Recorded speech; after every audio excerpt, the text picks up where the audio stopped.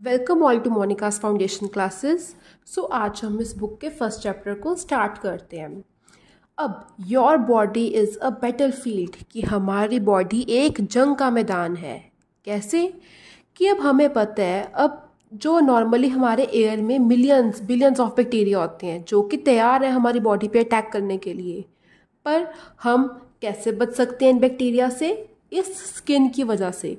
अब ये स्किन ही हमें प्रोटेक्ट कर, ये जो हमारी स्किन है हमें प्रोटेक्ट करती है against various bacteria as a covering बन के। जब भी हमारी बॉडी पे कभी कोई कट लगता है तो डायरेक्ट वो बैक्टीरिया उस कट के थ्रू एंटर करता है हमारी ब्लड स्ट्रीम में। वहाँ पे उसको क्योंकि फेवरेबल एनवायरनमेंट मिलता है अपनी ग्रोथ के लिए, तो वो ग्रो करता रहता है। तो इस ऐसे हमें बैक्टीरियल इन्फेक्शन होती है हमारी बॉडी में।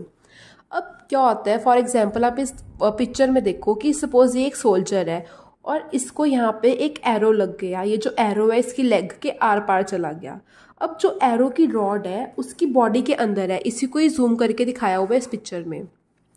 अब वो रॉड इसकी बॉडी के अंदर चली गई है। अब जैसे कि मैंने आपको बताया था कि पेज, ये हैंड, सब पे टेबल पे मिलियंस ऑफ बैक्टीरिया होते हैं। तो अब खुद सोचो कि वहाँ पे वो जो रॉड है उस पर यहाँ पे कितने मिलियंस बिलियंस ऑफ बैक्टीरिया आएंगे जो कि अब उसकी बॉडी के अंदर एंटर कर चुके हैं।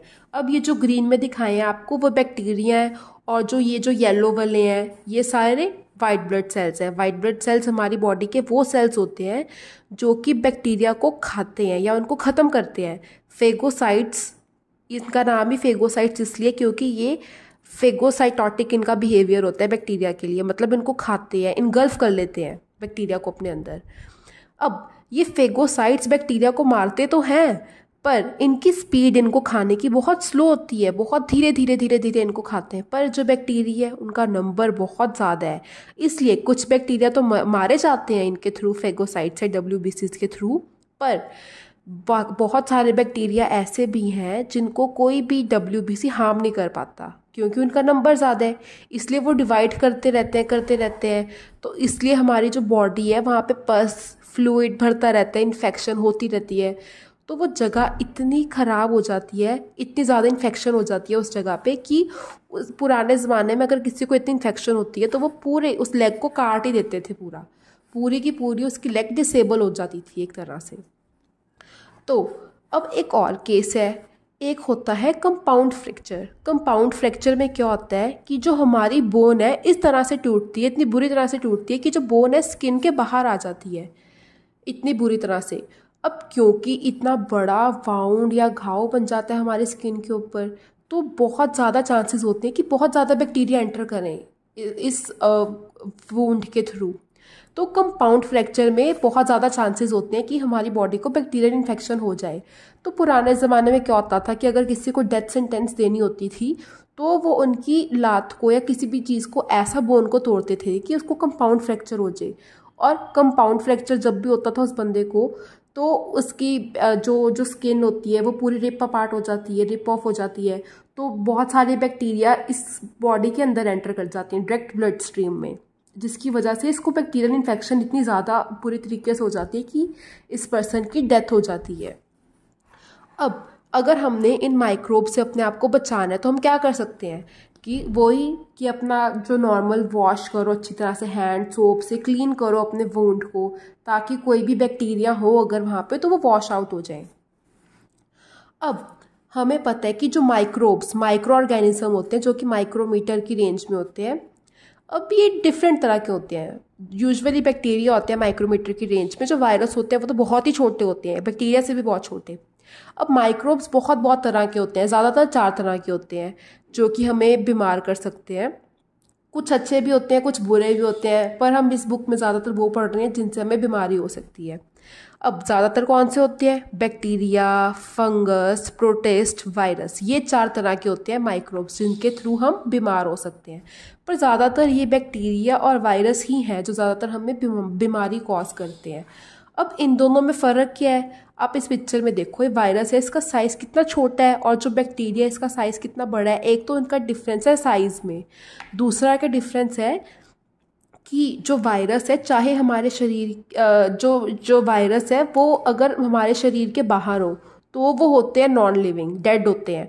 पर जैसे ही वो हमारे शरीर के अंदर एंटर करते हैं वो हो जाते हैं अलाइव, ओके। पर जो बैक्टीरिया है वो चाहे हमारे शरीर के बाहर हो या अंदर हो, वो होते हमेशा लिविंग ही हैं।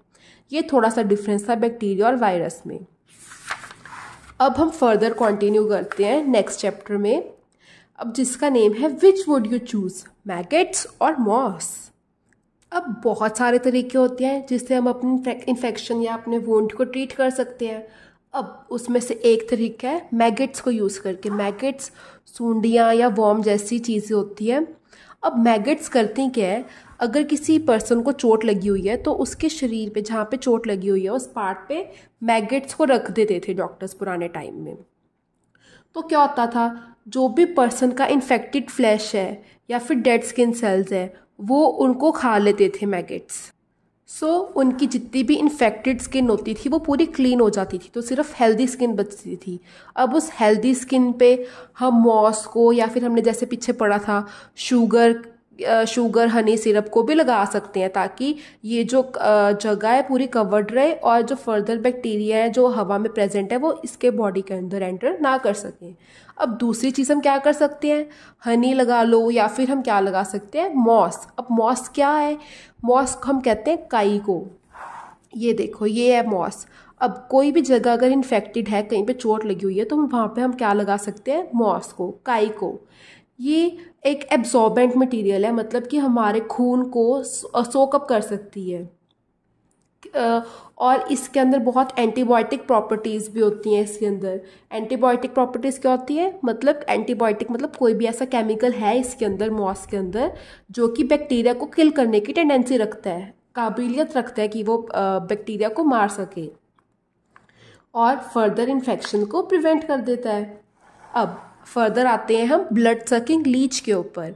अब फॉर एग्जांपल अगर हम एक केस स्टडी लें, किसी पर्सन का एक्सीडेंट हो जाता है, ठीक है, और उसके पैर पे इतनी बुरी तरह से चोट लगती है कि उसका जो पैर है उसका ब्लड सर्कुलेशन बिल्कुल रुक जाता है, उसका जो फीट है ब्लैक काले रंग का होने लग जाता है, क्योंकि वहाँ पे उसका ब्लड सर्कुलेशन रुक गया है, तो वो जगह पूरी ब्लैक पड़ जाती है, क्योंकि वहाँ पे प्रॉपर ऑक्सीजन की सप्लाई नहीं हो रही, ब्लड नहीं आ पा रहा ठीक से।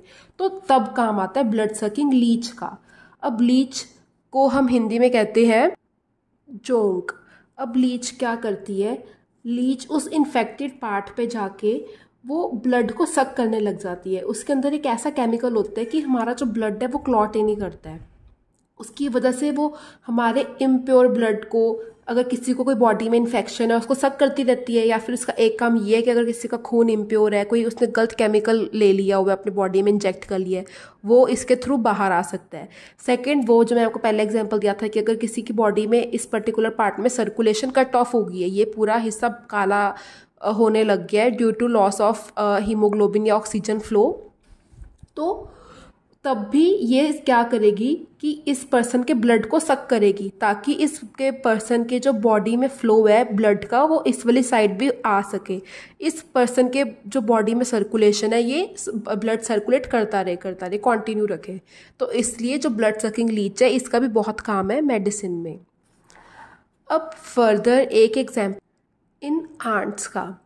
अब जैसे कि आपको पता हो कि अगर आपको कभी बहुत ज़्यादा गहरी चोट लग जाए, किसी पार्ट में बहुत डीप कट लग जाए, तो वहाँ पे डॉक्टर्स क्या करते हैं, स्टिचेस देते हैं, स्टिचेस परफॉर्म करते हैं।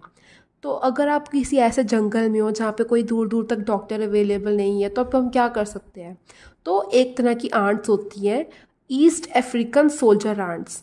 इनको इस तरह से ट्रेन किया जाता है कि वो नेचुरली हमारी उस पर्टिकुलर जो जगह है जो जहाँ पे वुंड है वहाँ पे वो स्टिच कर देती है। अब जैसे यहाँ पे लिखा है कि इस आंट को इस तरह से इसको एजेस को पकड़ना है, इसको हमने ट्रेन इस तरह से करना है कि पर्टिकुलर जहाँ चोट लगी है उसी साइड पे वो जाके बाइट करे हमें, और वो जगह ऑटोमेटिकली स्टिच होती रहेगी। सो यहाँ पे हमारे 2 चैप्टर्स आज फिनिश होते हैं। हम फर्दर लेक्चर्स में आगे वाले चैप्टर्स कंटिन्यू करेंगे। Thank you.